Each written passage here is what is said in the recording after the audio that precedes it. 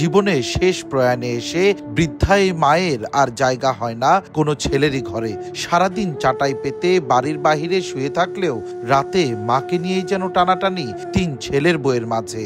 সর্বশেষ পারিবারিক দ্বন্দ্বে সোমবার রাতে কারো বাড়িতেই ঠাঁই হয়নি তার। বৃদ্ধা বিমলার সারা রাত কেটেছে বাড়ির বাহিরে এক অস্থায়ী ছাউনির নিচে। হৃদয়ে রক্তক্ষরণ হওয়ার মতো এমন সংবাদ পেয়ে মঙ্গলবার দুপুরে লেফটেন্যান্ট আল ফাহাদের নেতৃত্বে ঘটনাস্থলে ছুটে যান সেনাবাহিনীর সদস্যরা।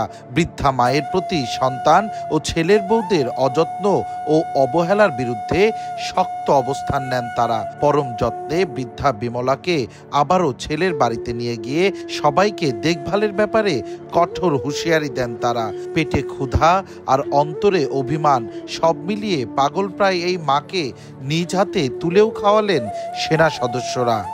দুপুরে রুটি যাইছেন, যে রুটি আপনাদের রুটি নিয়ে আসছে, ঠিক আছে? আপনি রুটি খান। এখন আপনার এই যে বৌমা, উনি হচ্ছে আপনার যখন যা খাওয়ার দরকার হবে উনি আপনাকে দিবে, ঠিক আছে? আপনি রুটি খাবেন কলা দিয়ে, কলা। বৃদ্ধ বয়সে বিমলা হয়তো বুঝতে পারেনি তার নিজের ছেলেরা তাকে অবহেলা করলেও তার প্রতিবাদ জানাতে তার কাছে ছুটে এসেছেন বাংলাদেশ সেনাবাহিনীর গর্বিত সন্তানেরা, যারা দেশ মাতৃকার সেবায় সর্বদাই নিয়োজিত।